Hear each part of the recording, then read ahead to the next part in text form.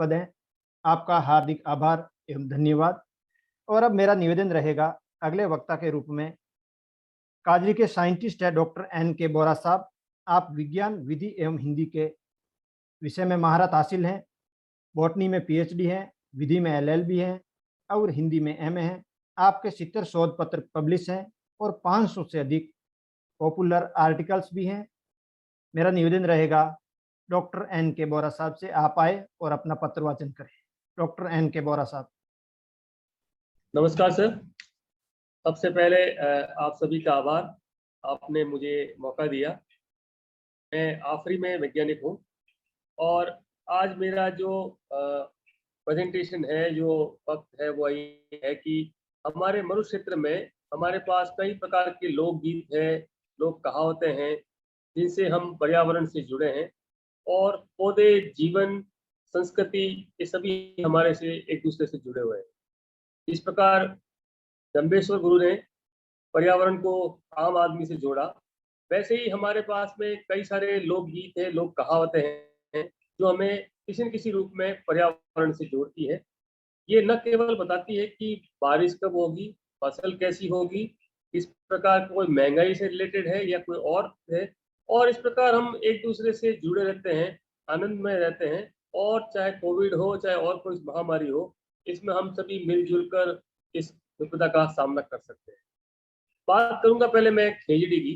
खेजड़ी के बारे में सुबह से वक्ता काफी लोग कह रहे हैं कि हमारे जो विष्णु समाज है और उसका खेजड़ी से संबंध जो है वो काफी पुराना है। उसके अलावा ये खिचड़ी हमारे लिए राज्य वृक्ष भी है, भूमि को उपजाऊ बनाती है, हमारे को लूम के रूप में चारा देती है, फल देती है सांगरी के रूप में। तो इसके बारे में एक कहावत तो सुबह से सुन रही रहे आप कि सिर साको रूठ सके तो भी सबको जान। ये तो हमारे पर्यावरण के प्रति अमृता देवी जी और 363 लोगों के बलिदान की एक अनूठी गाथा है जो विश्व में कहीं और नहीं मिलती है। इसी प्रकार से कहा गया है, सागर फोग थाली को मेवो, अर्थात जहाँ हम खेजड़ी के फल, फोग के पुष्प को पश्चिमी राजस्थान में हम मेवे के रूप में दर्जा प्राप्त। अगर हम बात करें कि फसल किस प्रकार होगी, तो उसके लिए कहा गया है, सागर गणो कैर तिल, आप गणा कपास, होगा स्कोबिया बाडली, बांधो समय की आस। अर्थात यदि इन फलों की वृद्धि अच्छी होती है तो गेहूं की फसल अच्छी होगी, यदि कैर की वृद्धि अच्छी होती है तो तिल की पैदावार अच्छी होगी, आग की वृद्धि अच्छी होती है तो अगली कपास की फसल अच्छी होगी, और फोग में अच्छे पुष्प आते हैं तो ये अच्छे समय का संकेत है।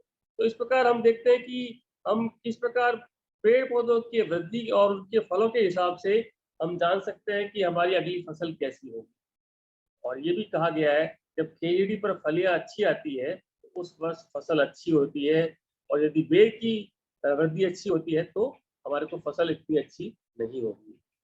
बात करें बेर की, तो बेर के लिए कहा गया है कि घर आंगने पोरडी लगावे पतीना पगड़ी फाड़े। अर्थात किसी बुद्धिमान व्यक्ति के पास में किसी बुरे व्यक्ति को नहीं रहना चाहिए, क्योंकि वह बुद्धिमान को किसी न किसी रूप में नुकसान पहुंचाएगा। इस प्रकार घर के आंगन में बेर के रहने से कपड़े फट सकते हैं। इसी बार में और कहा गया है, बोर दे दो पोरडी मत दो। अर्थात किसी व्यक्ति को कुछ देना है तो उसका उत्पाद दे दो, लेकिन मूल चीज मत दी। ये कहावतें हमारे जीवन में एक शाश्वत शक्ति है जो हमें सिखाती है कि जीवन के क्षणों का किस प्रकार से हमें उपयोग करना चाहिए।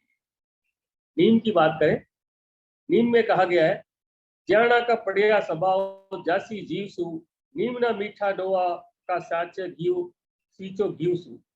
अर्थात यदि आनुवंशिक गुणों को हम बदलना चाहें तो वो बहुत ही मुश्किल है।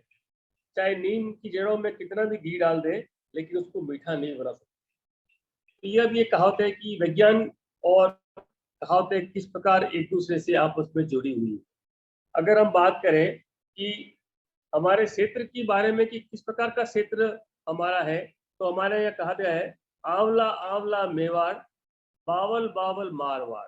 यदि आंवला बहुतायत में मिल रहा है तो वह क्षेत्र कैसा होगा, उदयपुर संभाग या जो मेवाड़ का क्षेत्र है वो होगा। और यदि बबूल बहुतायत में है तो हमारा मारवाड़ का क्षेत्र होगा। अगर हम महंगाई की बात करें तो महंगाई के बारे में भी हम कई कहावतें प्रचलित है हमारे यहाँ। चना चिरौंजी हो गया, गेहूं हो गया दाग। यानी कि महंगाई बढ़ने पर चने की कीमत जो है वो चिरौंजी यानी कि सूखे मेवे के बराबर हो जाती है, और गेहूं का भाव भी दाग या सूखे मेवे के बराबर हो जाता है। हमारे यहाँ तुम्बा काफी होता है। बारिश के सीजन में हमारे यहाँ बेलें चलती है। तुम्बा के बारे में भी कहा गया है, तुम्बा तरे तुम्बा तारे तुम्बा कदे न भूखा मारे। अर्थात तुम्बा की फसल से हमेशा लाभ ही लाभ होता है और कोई व्यक्ति भूखा नहीं मरता। इसी प्रकार से जब हम बात करें कि खेजड़ी के बारे में, एक और कहा गया है, आटी टूटी खेजड़ी पनो फूलो छाजी, शाबाश माँ सासू जी लटकन बेटी जाए। ये दूल्हा जब अपने ससुर के घर आता है तो ये कहावत उसकी सास को कही जाती है कि आपने इतनी अच्छी बेटी पैदा की है जिसका खेजड़ी की तरह से हमें काफी सारे उपयोग मिलेंगे। अगर किसी की लंबाई के बारे में कहना है तो कहते हैं लंबा केड़ा होयो जैसे खेजड़ी जय जैसे। अर्थात लंबेपन का भी उदाहरण हम खेजड़ी से दे सकते हैं। बेर के अलावा और नीम के अलावा हमारे पास कई और प्रकार के वृक्ष हैं जिनके बारे में भी हमें कहा गया है, जैसे गिलोय। आगे तो गिलोय और फिर नीम चढ़ी। अगर गिलोय और वो भी नीम के साथ चढ़ती है तो उसका खारापन और बढ़ जाता है। तो इस प्रकार की ये कहावतें हमारे लिए बहुत ही एक वैज्ञानिक ढंग से भी, दृष्टिकोण से भी अच्छी है। और इसी प्रकार से एक महुआ है, उसके बारे में कहा गया है, काला महुआ बोआई रे महुआ मन से फल आवेला।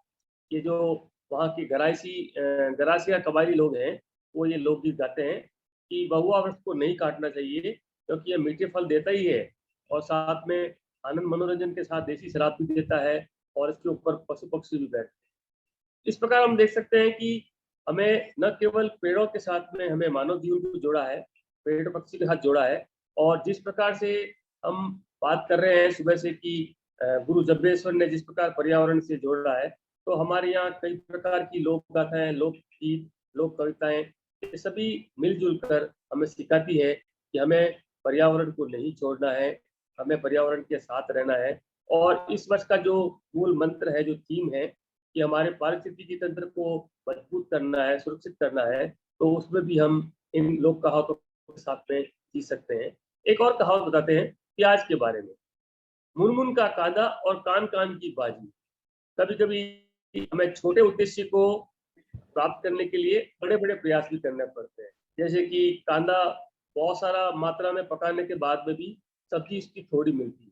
तो यह किस प्रकार से सीख देती है कि हमें जीवन के हर पहलू पर, हर विशेष महत्व पर अपने आप को तैयार रखना है। चाहे कोविड हो, चाहे और कोई हो, हमारे पास में हमारे पुरातन लोगों की संपदा है और उसी के साथ हमें जुड़कर हमें न केवल प्रकृति को बचाना है, मानव जीवन को बचाना है और भावी पीढ़ी के लिए सुरक्षित, स्वस्थ और सुंदर वातावरण बनाना है। धन्यवाद।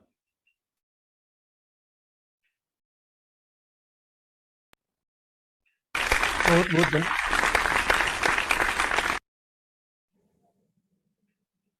बहुत बहुत धन्यवाद डॉक्टर एन के बोहरा साहब। आपने विभिन्न राजस्थानी एवं लोक कहावतों के माध्यम से प्रकृति के प्रमुख उपादानों पर प्रकाश डाला एवं इनकी लोक में क्या सार्थकता है, हम लोक में इसको किस प्रकार अपने जीवन के साथ जोड़ते हैं, इस विषय पर सारगर्भित व्याख्यान दिया। आपका बहुत